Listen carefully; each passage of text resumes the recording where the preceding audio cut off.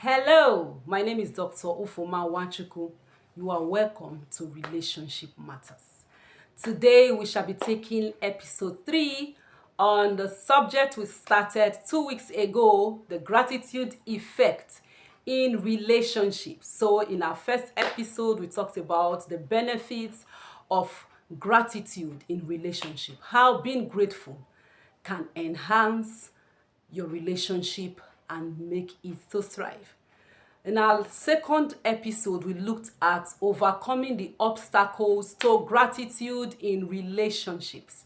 And if you have not watched this part 1 and part 2, check the description of this video and get the link to watch episode 1 and 2. Today we shall be taking episode 3 and we shall be looking at common mistakes that people make when it comes to gratitude in relationships and how to overcome them.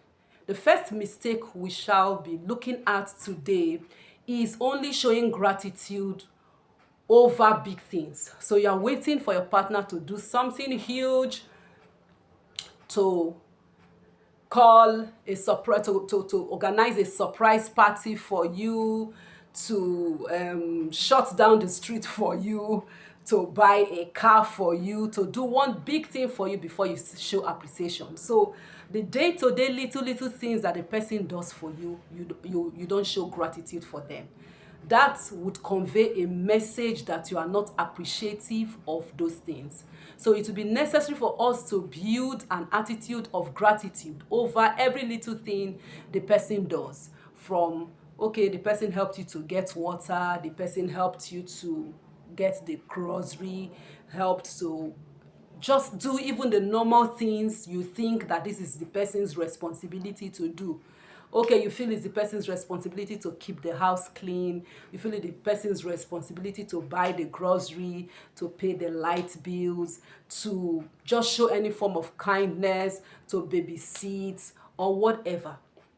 If you are able to show gratitude for those little things, it will go a long way to make your relation, in fact, to make the person to be challenged to even do those big things that you might be expecting. So let's learn to show gratitude for the small things.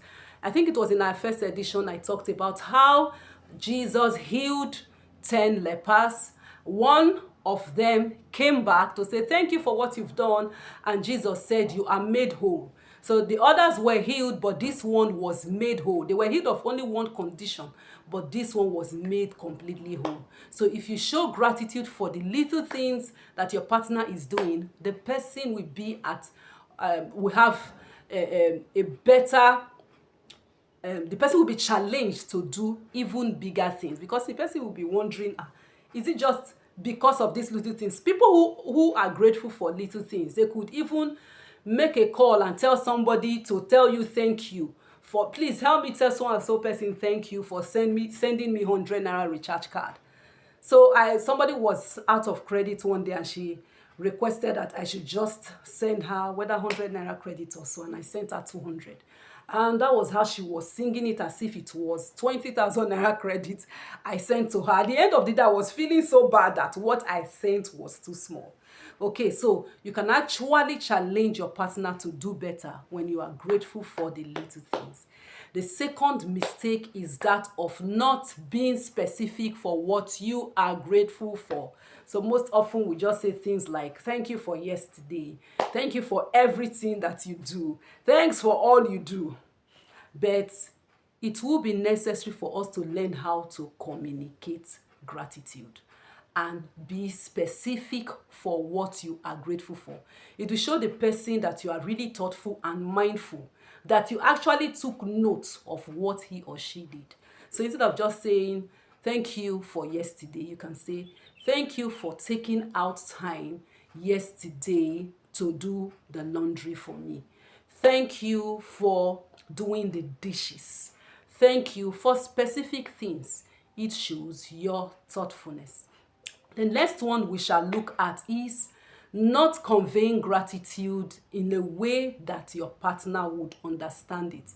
So everybody have different love languages. There are 4 major love languages, and most people have a higher percentage, a higher degree of one of the languages compared to others. They could actually have a blend of the five, but there's one major way they would prefer love to be expressed to them. So also, when somebody wants to receive gratitude, there's a way that the person might prefer gratitude to be shown to them. So if the person, you might be thinking, I'll buy him a gift to show appreciation for the things that he or she has been doing. Whereas the person's love language is quality time. The person would have preferred you spend time with him or her, maybe on a date or an outing, just to spend time to talk rather than buying a gift. So it will do you good and it will do your relationship good if you take out time to understand how that person would prefer that you convey appreciation to him or her, so that you will not think you are showing love whereas the person is not actually receiving it. And let's also understand that most often, that is where intentionality comes. Most often people express love and gratitude in a way that they want to receive it. So you see somebody that is very good at giving out gifts, most likely that person's love language is reception of gifts. So it is necessary for you, instead of just expressing gratitude or love in the way you prefer it, it is better for you to learn how the other person, how your partner prefers it, such that you can minister to that person or communicate that gratitude to that person the way the person prefers it. The fourth mistake I want to talk about is when you only express gratitude during good times. In our last episode, we talked about how bad times, tough times, probably economic situations, the health condition of the person could weigh you down. And sometimes we now focus on those negative situations and it makes us not to be able to show appreciation. But intentionality will make us to be able to look out for the good among the bad. Because no matter how bad the situation is, if you really are mindful, if you are thoughtful, you'll be able to also see one good thing, even in that bad situation, to be grateful for. So, no matter how bad the situation is, it is necessary for you to look out for the good times. No matter how you think the person is not doing so well, there are also, among the weaknesses, everybody still have areas of strength. So focusing on those areas of strength will go a long way to enhancing your relationship. Okay, and the next mistake I would like to talk about is when you are only grateful for what the person does for you instead of also who the person is, so the person's personality. So you're only grateful for, I thank you for paying the bills, I thank you for doing the laundry, I thank you for doing all the wonderful things. So aside the fact that the person does something, you are not grateful for the person's personality, you are not grateful for the person's kindness, the fact that probably he brings humor to the home, he pays attention to you, and a lot of other things about the person's person, the person's looks, and all that. So expressing gratitude for who the person is, even if he or she does not do anything for you, is also a good way to show gratitude. Another mistake is that of not being consistent.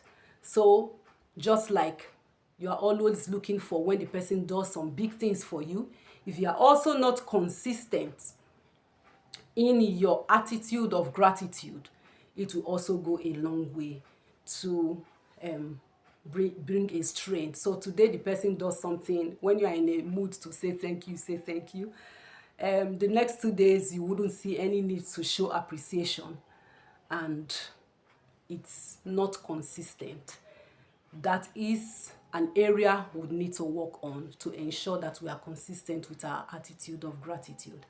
And The next one I'll talk about is not being grateful, not showing gratitude also in public places. I mean, a situation where you don't show gratitude to the person aside from between the two of you. So if the person is good to you, if he has been doing something good to you, why not you let your friends know? When you have a platform of appreciating that person in public, if you take advantage of such opportunities, so let the person know, I really appreciate you for the kind of person you have been, for so and so and so thing that you have been doing, for the sacrifices you've been making in our marriage and in our relationships. It will go a long way to enhance that relationship and marriage. And finally, the last mistake I like to talk about is not making gratitude a two-way thing. I shared in our first episode that both giving and receiving of gratitude have their role to play in building healthier relationships. In that edition, I talked about a hormone, the feel-good hormone, that is released when you receive gratitude. So when somebody gives you gratitude, also receive gratitude. Some people just feel, what did I do? So you are always on the giving end or you are always on the receiving end. That is not balanced. So we are expected to both give gratitude and also receive gratitude. Such way we are able to get all the benefits there is in gratitude and helping it to enhance our relationships. In our next edition, we shall be taking another subtitle on the gratitude effect in relationship and marriage. If you have not subscribed to this channel, I'll encourage you to do so right now. Until our next episode is bye from me. Stay blessed.